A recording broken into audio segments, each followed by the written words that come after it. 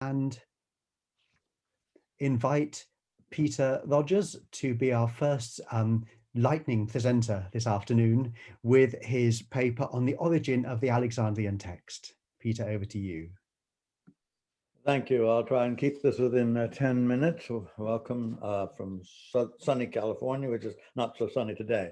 The prevailing view among scholars is that the so-called Alexandrian text of the New Testament, represented by the substantial early papyri, P46, 66, and 75, and the great uncials like Aleph and B, is the most reliable. This paper questions the designation Alexandrian for that text.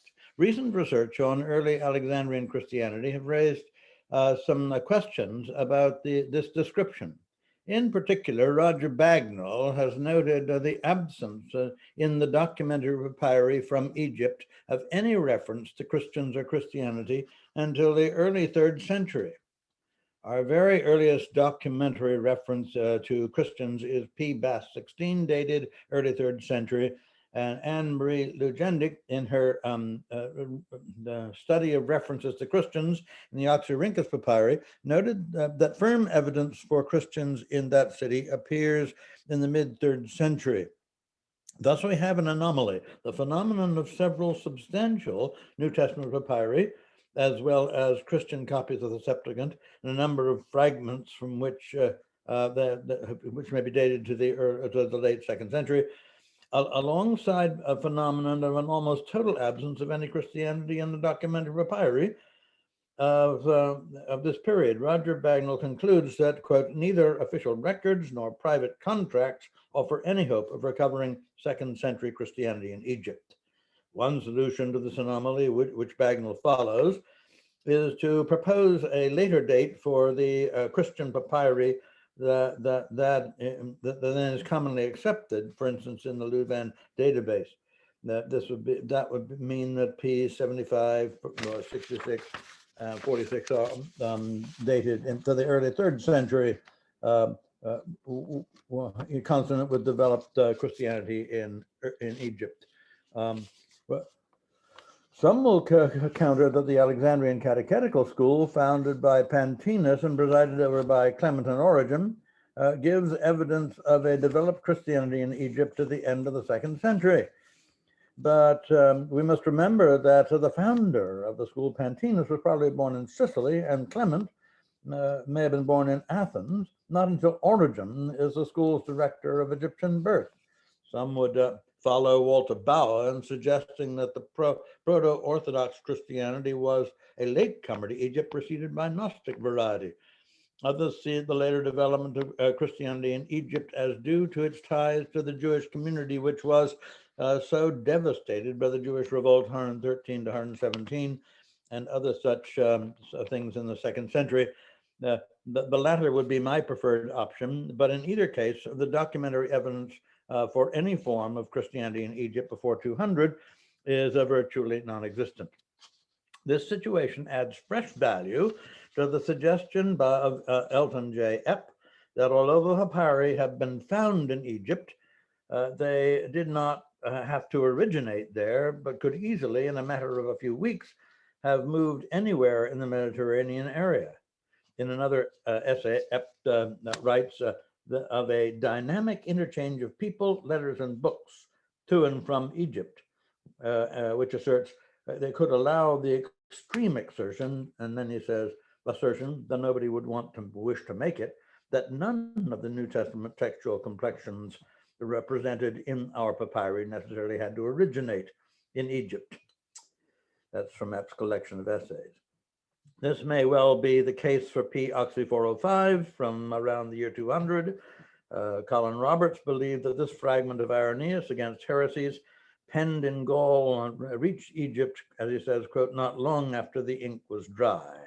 Perhaps a non-Egyptian origin best explains the early fragments of Acts found in Egypt, but displaying a distinctly, quote, Western textual character, P29 and P38. These are another New Testament papyri, including P46, 66, and 75, could have been copied elsewhere in the empire and carried to Egypt sometime thereafter. This suggestion is entirely plausible given the developed system of travel and communication in the era and the Christian networking, which Michael Thompson has called the Holy Internet. The Alexandrian text need not have come from and likely did not originate in Alexandria. Where then did this strict and careful form of the text come from? Rome seems an unlikely place of origin since there is already a type of text associated with that church, although the term Western text does not adequately reflect the geographical diversity of this form of New Testament text. Now, this text, witnessed by Codex Bezae, the Old Latins, Irenaeus Tertullian, and others, was likely the text known and used in Rome, the western part of the empire, in the 2nd century. Caesarea, to which Origen moved 231 to 232, has also had its name associated with a text, but doubts persist regarding the so-called Caesarean text. One other church and region in the early era suggests itself as a viable candidate for the locus of the textual cluster commonly called Alexandrian. This is Ephesus, then the surrounding regions. There is much to commend this region. It was an early center of apostolic activity. Paul, John, Philip, and are all connected with Ephesus. Indeed, the words written by J.B. Lightfoot long ago are relevant to this consideration. He said, Jerusalem was taken in autumn AD 70. Before it fell, Christians had left the doomed city, while a greater part had retired beyond the Jordan and founded Christian colonies in Pella and the neighborhood. The principal leaders of the church, the surviving apostles and personal disciples of our Lord, sought a new home in proconsular Asia. Henceforth, we find the headquarters of Christendom no more at Jerusalem, nor even at Antioch, but for at least for a time in Ephesus. That's from Lightfoot Apostolic Fathers. The churches of Ephesus and the surrounding regions remained a strong center of Christianity throughout the 2nd century, as attested by the presence of Papias, Polycarp, Melito, and Polycrates, among others. And although the Alexandrian library was best known in the empire, the libraries of Pergamum and Ephesus also would have had similar, if less famous and elaborate resources for careful study of texts. I would propose, therefore, the New Testament textual type or cluster, commonly called Alexandrian, probably came not from Alexandria, but from Ephesus and from the surrounding regions in Asia Minor. It may be possible that some of the papyri representing the, quote, Alexandrian type text were brought to Egypt by Clement or somebody like him in search not only of the best teacher, but of the best text. His collection of manuscripts from a variety of places where he traveled would explain the mixed character of his text of the Gospels as presented by Karl Kossart. Origen, who was always in search of biblical manuscripts, may well have collected manuscripts of this text type on his visit to Asia just prior to his removal to Caesarea in 231. In closing, I would like to venture a suggestion that the proposal I have argued sheds fresh light on an old text critical issue of the text of Ephesians 1:1. The fact that NFSO is lacking from key Alexandrian witnesses, P46, Aleph and B, may be explained on the theory that the scribes from Alexandria, in search of the best manuscripts, found the words missing in the original circular letter kept at Ephesus, a blank being left for the church to which a copy was being sent with the name of the church inserted. The Alexandrian scribe then copied faithfully what they had found in that manuscript. Thank you. Thank you very much, Peter. We will take a moment to clap or use the appropriate emoji symbol.